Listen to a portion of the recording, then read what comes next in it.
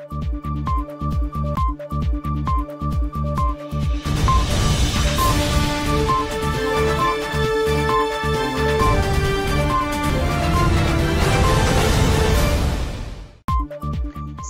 ጤና ይስጥልን እንደምን ሰንብታችኋል ከኦሮሚያ ሚዲያ ኔትወርክ የቀጥታ ስርጭት ዜና እናሰማለን ዜናውን ማሰማችሁ ደጀኔ ጉተማ ነኝ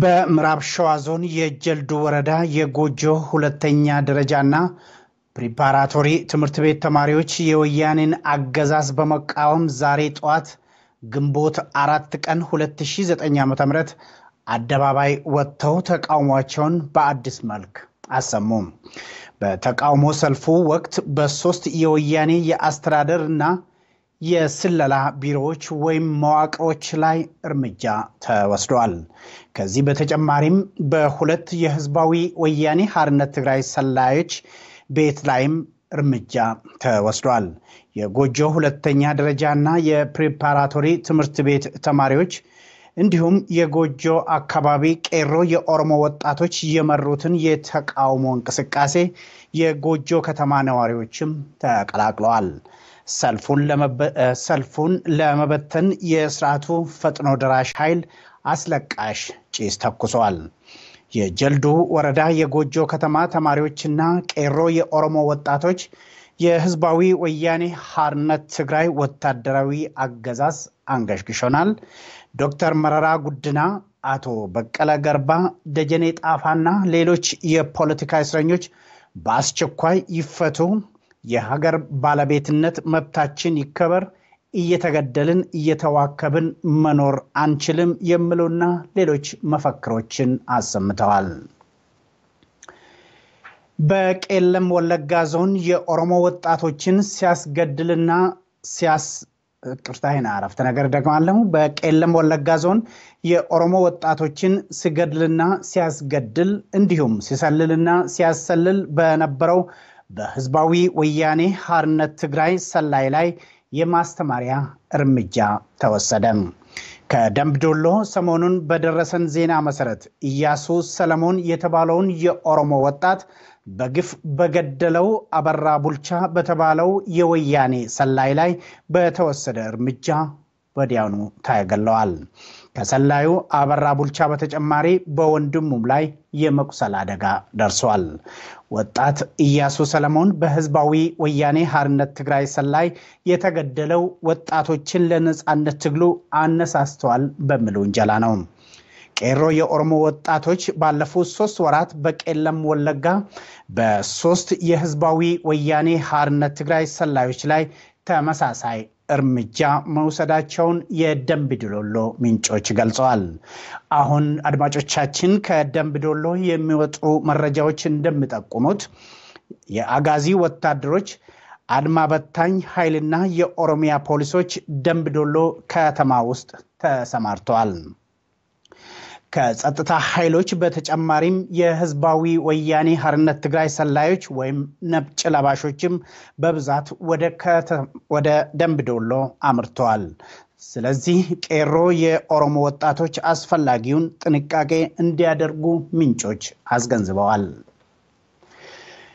ከድርቅና ከረሃብ አደጋ የተነሳ ከ7 ዓመት በፊት ከምስራቅና ምዕራብ ሐረርጌ ተፈናቅለው ኢሉ አባቦራ ውስጥ ቡኖ በደሌ ዞን ዴዴሳ ወረዳ የሰፈሩ የኦሮሞ ተወላጆች አሁን ለከፍተኛ የረሃብ አደጋና ለሌሎች ማህበራዊ ችግሮች በመጋለጣቸው አካባቢውን ጥለው ወደ ጅማና ሌሎች አካባቢዎች በእግራቸው ለመጓዝ መገደዳቸውን ውስጥ አዋቂ ምንጮች ገለጹ በኦሮሚያ መንግስት የኮሙኒኬሽን ጉዳይ ኃላፊ አቶ አዲሱ አረጋ በፌስቡካቸው ገጽ ላይ አርሶ አደሮቹ ችግር ተፈቷል ለበልግ እርሻ ተዘጋጅቷል በማለት ተናግረዋል የባለስልጣኑ አባባል ግን ብዙዎችን አስገርመዋል በ2010 ዓ.ም በረሃብ አደጋ ምክንያት ከምስራቅና ምዕራብ ሐረርጌ ተፈናቅለው ኢሉ አባቦራ ውስጥ ቡኖ በደሌ በተባለው ዞን እንዲሰፍሩ የተደረጉት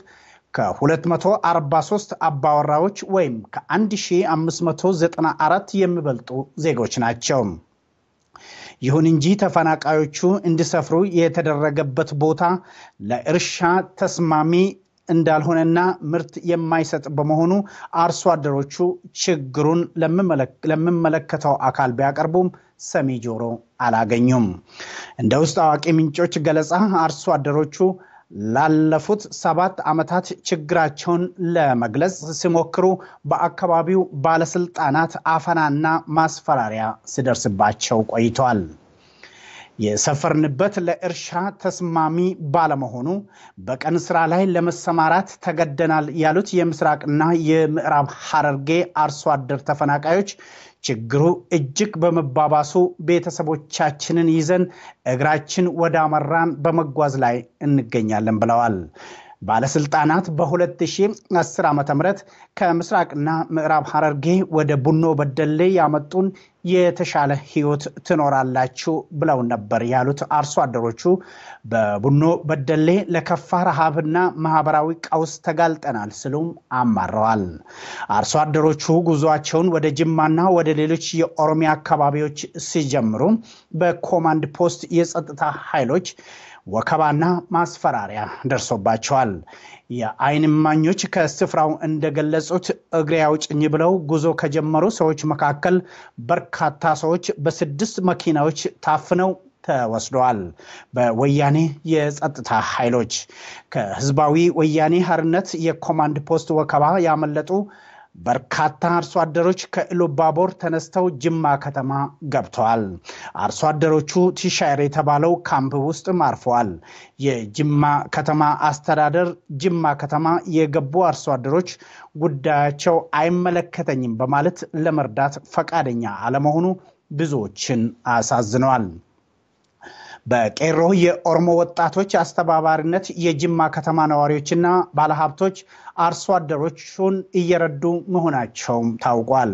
ከኦሮሚያ ክልላዊ መንግስት ባለስልጣናት ጋር ብቻ ለመነጋገር የወሰኑት ተፈናቃይ አርሶ አደሮች ቀጣይ ጉዟቸው ወደ ፍንፍኔ መሆኑንም እየተናገሩ ናቸው። ለ7 ዓመታት በቀን ስራ ላይ ተሰማርተው ለከፋ አደጋ የተጋለጡ የምስራቅና ምዕራብ ሐረርጌ ተፈናቃይ አርሶ አደሮችን በወጉ ከማቋቋም ይልቅ አርሶ አደሮቹ በምግብ እህል ራሳቸውን ችለዋል ተብሎ በባለስልጣናቱ ይነዛ የነበረው ወሬ አሳዛኝ መሆኑንም ተናግረዋል። የኦሮሚያ የኮሙኒኬሽን ጉዳይ ኃላፊ አቶ አዲሱ አረጋ ግን አርሶ አደሮቹ የእግር ጉዞ የጀመሩት በመንግስት ላይ ጫና ፈጥረው ጉዳያቸውን ቶሎ ለማስፈጸም ነው ብለዋል። ቡኖ በደሌ የሰፈሩትም ይሁን በፊትም እዚያ ሲኖሩ የነበሩ ዜጎችን ለአደጋ እያጋለጠ ያለው የአርጆ ኤዴሳ ወንዝ ግድብ መሆኑ ታውቋል። የአርጆ ኤዴሳ ወንዝ ግድብ የተገነባው ለአርጆ ኤዴሳ የስኳር ፋብሪካ ግብዓት የሚሆን ተጨማሪ የሸንኮራ አገዳ ምርት ለማምረት ተብሎ ነው። ውስጥ አዋቂዎች እንደገለጹት ለአርጆ ኤዴሳ ስኳር ፋብሪካ ተብሎ ከወለጋና ከኢሉባቦር ብቻ ከ86,000 ሄክታር መሬት በላይ ከአርሶ አደሮች ተቀምጧል።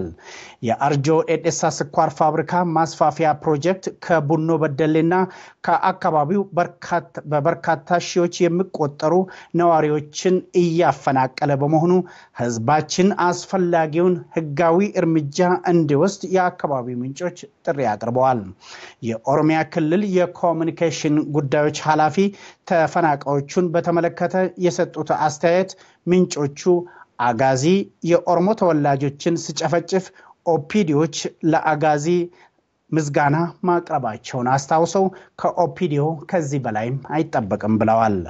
አድማጮች አሁን ከጅማ በደረሰን መረጃ መሰረት ደግሞ በ1998 ዓመተ ምህረት ከሐረርጌ ተፈናቅለው ጅማ ዞን ልሙ ሰቃ ወረዳ ማርቦ ተብሎ በሚጠራ አካባቢ የሰፈሩ ከ250 የሚበልጡ አባወራዎች ወይም ቤተሰቦች ተፈናቅለው ጅማ ከተማ ደርሰዋል። በተለይ ህፃናትና ሴቶች በጣም ተዳክመዋል። የወያኔ የጸጥታ ኃይሎች ደግሞ ቢያንስ 3 አዛውንቶችን አስረዋል። ምክንያቱም ግጭቱን ወይም ደግሞ ስደቱን አስተባብራቸዋል በሚል ውንጀላ ነው። ቄለም ወለጋ ዞን ውስጥ የሚገኘው የአንፍሎ ወረዳን ወደ ጋምቤላ ክልል ለማካለል የተካሄደው ስድስተኛው ዝግ ስብሰባ ለጊዜው መክሸፉን የአንፍሎ ምንጮች ገለጹ። በስብሰባው ላይ የህዝባዊ ወያኔ ሓርነት ትግራይ የፌደራል መንግስት ባለስልጣናት፣ የጋምቤላ ክልል የህዝባዊ ወያኔ ሓርነት ትግራይ ተወካዮችና የኦፒዲዮ ተጠሪዎች ተገኝተዋል። ስብሰባውን ተከትሎ አንፍሎን ወደ ጋምቤላ ክልል የማካለል ስራ ሲካሄድ ይነሳል ተብሎ የተሰጋውን ህዝባዊ ተቃውሞ ለመጨፍለቅ የፌደራል ፖሊስ ወይም ጦር በተጠንቀቅ ይጠባበቅ እንደነበር ውስጥ አዋቂ ምንጮች አጋልጠዋል። አንፍሎን ከቄለም ወለጋ ብሎም ከኦሮሚያ ለመነጠል እየተደረገ ያለው ጥረት ከፍተኛ ተቃውሞ ቢያጋጥመው የከፋፍለ ግዛ ፖሊሲ በመጠቀም የስልጣን እድሜውን ለማራዘም ጠንክሮ እየሰራ ያለው ህዝባዊ ወያኔ ሓርነት ትግራይ የጋምቤላንና የኦሮሚያን ህዝቦች እስከሚያጋጭ ድረስ እረፍት የለውም። በመሆኑም ሁለቱ አጎራባች ህዝቦች ይህንን መሰሪ ተግባር በንቃት መከታተል አለባቸው ሲሉ የአንፍሎ ምንጮች መክረዋል። በምስራቅ ወለጋ የነቀምቴ ተማሪዎች በወያኔ ኮማንድ ፖስት አንገዛም ማለታቸውን ተከትለው 8 ተማሪዎች ታፍነው ታሰሩ። የነቀምቴ ከተማ የፕሪፓራቶሪ ትምህርት ቤት ተማሪዎች ባለፈው ማክሰኞ በአዲስ መልክ ባካሄዱት ተቃውሞ የአስቸኳይ ጊዜ አዋጅ ይነሳ፣ በኮማንድ ፖስት አንገዛም በማለት ድምጻቸውን ከፍ አድርገው አሰምተዋል። ተማሪዎቹ በትምህርት ቤታቸው ቅጥር ግቢ የጀመሩት ተቃውሞ ወደ ነቀምቴ ከተማ ተስፋፍቶ ነበር። ይሁን እንጂ ነቀምቴ የሰፈረው የህዝባዊ ወያኔ ሓርነት ትግራይ ጦር ተቃውሞን በመበተን 8 ተማሪዎችን አስሯል። 8ቱ ተማሪዎች ከቢፍቱ ነቀምቴ ትምህርት ቤት ታፍነው በወረዳው ፖሊስ ጣቢያ ታስረዋል። ነቀምቴ ከተማ ሙሉ በሙሉ በታጠቁ ታጣቂዎችም እንደተከበበች ትገኛለች ተብሏል። በመጨረሻም በምስራቅ ወለጋና በምስራቅ ሐረርጌ የመንግስት ሰራተኞች ስራ ለማቆም መገደዳቸው ተነገረ። ከምስራቅ ወለጋ ዞን ግዳ አያና ወረዳና ከምስራቅ ሐረርጌ ዞን ጭናክሰን ወረዳ በደረሱን ዘገባዎች መሰረት የመንግስት ሰራተኞች ቃል የተገባላቸውን የደሞዝ ጭማሪ ላለፉት 5 ወራት ባለማግኘታቸው ስራቸውን ለማቆም እየወሰኑ ናቸው። የመንግስት ሰራተኞች ደሞዝ ማስተካከያ ቁጥር 9/2009 ተብሎ በኦሮሚያ መንግስት የወጣው መመሪያ እንደሚያመለክተው የመንግስት ሰራተኞች የደሞዝ ጭማሪ ማግኘት የነበረባቸው ካለፈው ጥር ጀምሮ ነበር። የኦሮሚያ የገንዘብና የኢኮኖሚ እድገት ቢሮን የባጀት እጥረት ስላጋጠመው ለመንግስት ሰራተኞች ደሞዝ መጨመር እንዳልቻለ ውስጥ አዋቂ ምንጮች ተናግረዋል። እንግዲህ ውድ አድማጮቻችን ለዛሬ ያዘጋጀነው የዕለታዊው ዜና በዚሁ ተጠናቋል። ዜናውን ያሰማኋችሁ ደጀኔ ጉተማ ነኝ። መልካም ቆይታ።